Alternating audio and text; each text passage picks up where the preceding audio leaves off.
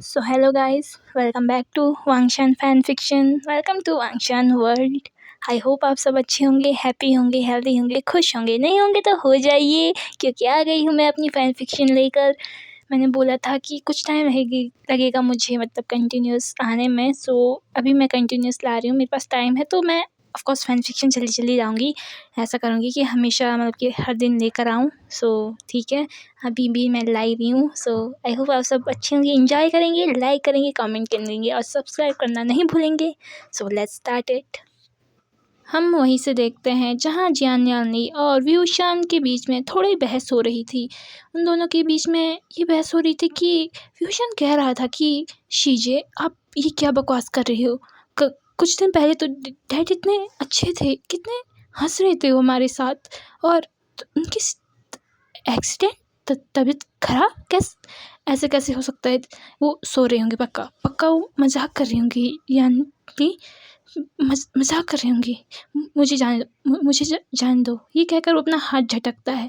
वो अंदर जाने की कोशिश कर रहा था, पर चांस चंद ने उसे पीछे से पकड़ लिया और उसे पीछे सीधे खींचकर कहा, व्यूशन, ऐसा बर्ताव मत करो, पागलों जैसा क्यों बिहेव कर रही हो।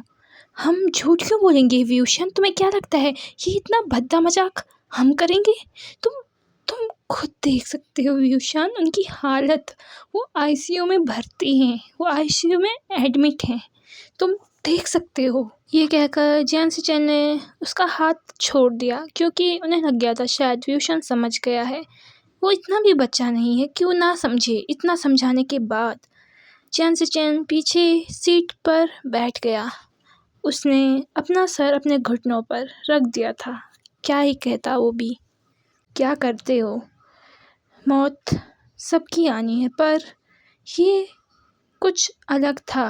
जियान सिचेन को लग रहा था कि ये कुछ अजीब है, ऐसे तो नहीं हो सकता, क्योंकि उसे पता था कि कुछ दिन पहले उसके डैड बहुत स्वस्थ थे, एकदम सही थे, एकदम फिट थे। एकदम उनकी हालत ख़राब हो जाना, उनका एक्सीडेंट हो जाना, उसे कुछ गड़बड़ लग रही थी। व्यूशन तो वहीं फ्रीज था। उसकी नज़रें सिर्फ आईसीयू की उस कांच वाली खिड़की से अंदर अपने डैड पर जा रही थी, जो मशीनों से लदे हुए थे। सारी मशीनें उनके अगल बगल चल रही थी, पर उनकी सांसें शायद अब नहीं चल रही थी। वो बस लेटे हुए थे, एकदम उनका सफ़ेद पेल हुआ चेहरा। व्यूशन देख रहा था एकदम इमोशन से। वो अपने डैड से बहुत प्यार करता था। मॉम के जाने के बाद डैड ही तो थे उनका एक सहारा, जो उन्हें अच्छे से संभालते थे। और व्यूशन घर का लाडला था। उसके डैड ने तो व्यूशन को सर पे चढ़ा रखा था, मतलब वो बहुत ज़्यादा केयर करते थे, एकदम बोलते बच्चे की तरह। अभी भी व्यूशन क्या कहता। टाइम चला जा रहा था। व्यूशन, जियान सिचेन और जियान्यानी ग्रेव के पास थे। उनके साइड में एक ग्रेव और थी, जो शायद व्यूशन के मॉम की थी।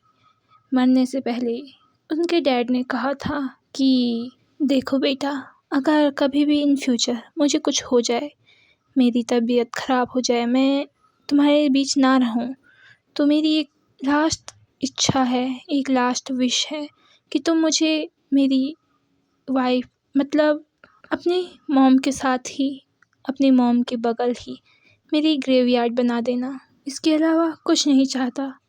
और कभी तुम ये मत सोचना कि मैं तुमसे दूर चला गया हूँ या तुम्हारी मॉम तुमसे दूर चली गई है। हम हमेशा तुम्हारे साथ ही रहेंगे। कभी दुखी मत होना ये सोचकर, नहीं तो हमें दुख होगा, ठीक है।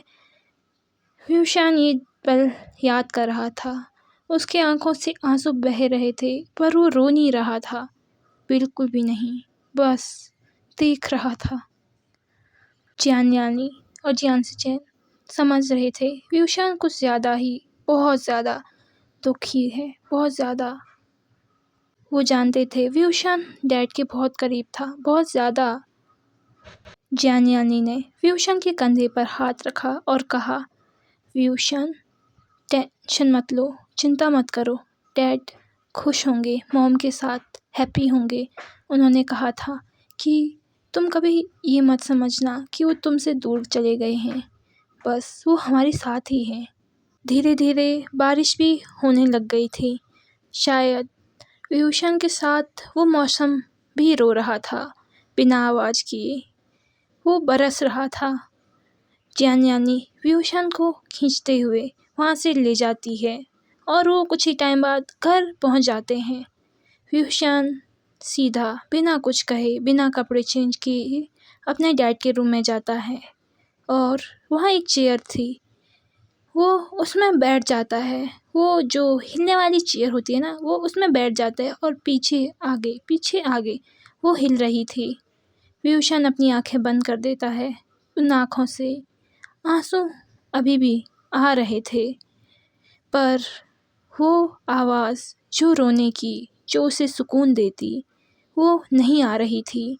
शायद कुछ ज़्यादा ही वो दुखी हो चुका था, जिससे उसके आंसू तो आ रहे थे पर रो बिल्कुल नहीं रहा था, चिल्ला बिल्कुल नहीं रहा था। चिल्लाता तो शायद उसका दुख कहीं कम हो जाता, उसका जो दर्द, उसका दिल जो चीख रहा था वो थोड़ा शांत हो जाता, पर ऐसा नहीं था।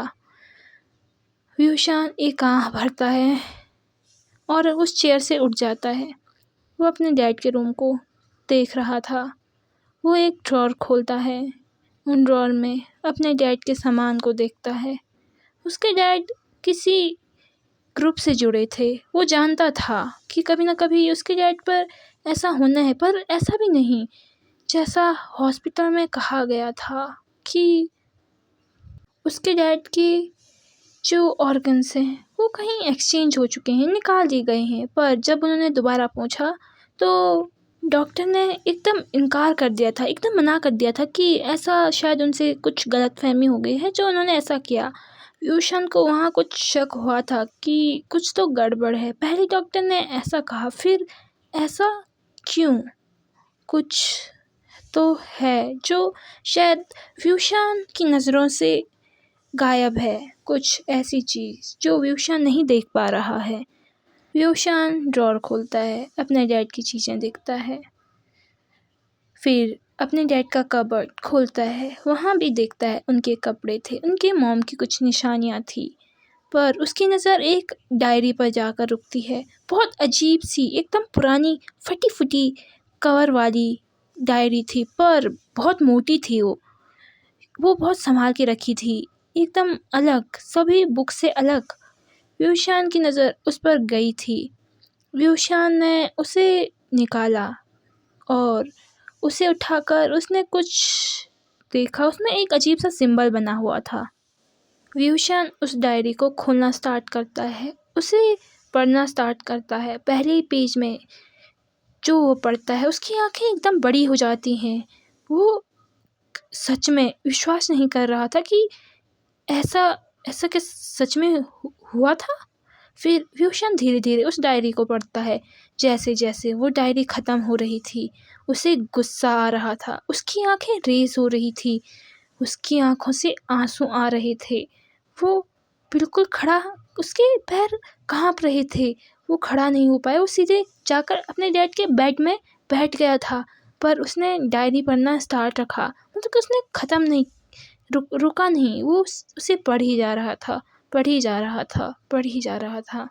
सच में ये कैसे हो सकता है? कोई इंसान ऐसे कैसे कर सकता है? विभूषण ऐसे सोच रहा था जब उसने आखिरी पन्ना खोला और आखिरी पन्ना पढ़ रहा था, तो वो तो एकदम शॉक्ड, इतना ज़्यादा कि शायद अब वो रोना चाहता हो, बहुत ज़्यादा चीख कर रोना चाहता हो। तो ये बात थी, उसकी मॉम कभी मरी नहीं थी, उनके साथ कुछ हुआ था, किसी ने कुछ किया था। सच में उसके डैड शायद कुछ चीज़ें खोज रहे थे किसी के खिलाफ, और शायद उन लोगों को पता चल गया था, जिससे उसके डैड को बहुत खतरा था। अंत में जब उसके डैड उस आखिरी लोकेशन पर गए थे जहाँ कुछ हो रहा था, तो उस के डैड की हालत ऐसी हो गई थी, उन लोगों ने उनके डैड के ऑर्गन्स निकाल लिए थे या कुछ हुआ था उनके साथ ऐसा। व्यूशन को नहीं पता था क्योंकि उसमें कुछ आधा अधूरी चीज़ें लिखी हुई थी। तो ये बात है। व्यूशन अजीब तरीके से हंस रहा था और उस डायरी को साइड में रख देता है। व्यूशन अजीब सी आवाज़ में कहता है, कैसे मैं उन्हें छोड़ सकता हूँ अब? उन्होंने मेरी मॉम को नहीं छोड़ा, मेरे डैड को नहीं छोड़ा, तो मैं उन्हें कैसे छोड़ सकता हूँ? हाँ, ऐसा बिल्कुल नहीं हो सकता। व्यूशन नहीं छोड़ सकता उन्हें, बिल्कुल भी नहीं। हाँ, आखिरकार ये बात है। डैड, आपने ये बातें छुपाई क्यों? आप इन्हें पहले बता देते तो शायद आज वो लोग जिंदा नहीं रहते। शायद बहुत पहले ही उन्हें उनकी सज़ा मिल चुकी होती। आप अपने व्यूशन को इतना कमज़ोर क्यों समझते थे? क्यों? आपको नहीं पता वो है क्या? व्यूशन ये कहकर उस डायरी को पकड़कर सीधा अपने रूम की तरफ चला जाता है बिना कुछ कहे। रास्ते में उसे अपनी चीज़ें मिलती है पर वो कुछ नहीं कहता और सीधा चला जाता है। शीजे एक बार व्यूशन को देखती है क्योंकि वो थोड़ा अलग अजीब हो चुका था। जो टेंशन पहले थी, जो दुख पहले था, अब उसके चेहरे पर है ही नहीं। अब कुछ अजीब बदला लेने जैसा कुछ है उसके चेहरे पर वो इसे इग्नोर कर कर वो चली जाती हैं। व्यूशन अपना कमरे में जाता है और एकदम अपने डोर को लॉक कर देता है। डोर को लॉक करने के बाद वो उस डायरी को अपने सीक्रेट लॉकर में रख देता है। उसके बाद वो फ्रेश होने के लिए चला जाता है। फ्रेश होने के कुछ टाइम बाद वो अपने रूम में आता है तो बाहर से सीजे उसे आवाज़ लगा रही थी। वो कह रही थी, व्यूशन तुम अंदर ही हो? व्यूशन अंदर से कहता है, हाँ सीजे मैं अंदर ही हूँ। ये कहकर वो दरवाज़ा खोलता है और उसकी सीजे कहती है, व्यूशन चलो खाना खाने चलो, तुमने कुछ नहीं खाया है, चलो चैन भी नीचे ही है। शीजे मेरा मन नहीं है, मैं नहीं खाना चाहता, प्लीज़। यानी कहती है, व्यूशन तुम्हें तो पता है ना हम अकेले नहीं खा पाते, तुम्हारे बिना हमने कभी खाया नहीं, आदत नहीं है हमें अकेले खाने की। जी नहीं खा पाएगा, मैं नहीं खा पाऊँगी, प्लीज़ चले जाओ, चलते हैं ना। फिर अगर डैड देख रहे होंगे तो क्या सोचेंगे कि उनके दुख में तुम खाना भी नहीं खा रहे। वो कितना केयर करते थे तुम्हारे खाने की, हर चीज़ की। थोड़ा सा तो खा लो भी, थोड़ा सा प्लीज़, चलो। ये कहकर जियान यानी व्यूशन का हाथ पकड़ते हुए उसे सीधा नीचे डाइनिंग एरिया में ले जाती है।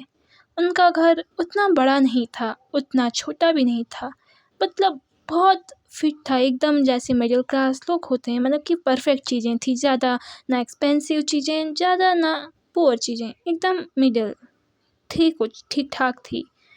वो व्यूशन को चेयर पर बिठाती हैं, व्यूशन की प्लेट में खाना रखती हैं और चियांग सिचेन को भी खाना देती हैं और ख़ुद भी वो बैठ जाती हैं, खाना निकालती हैं। व्यूशन खाना खा रहा था, वो कोशिश कर रहा था पर उसे उस डायरी के विजुअल याद आ रहे थे। उसका खाना उसके गले से नीचे जा ही नहीं रहा था, बिल्कुल भी नहीं। उसका गला लग जाता है।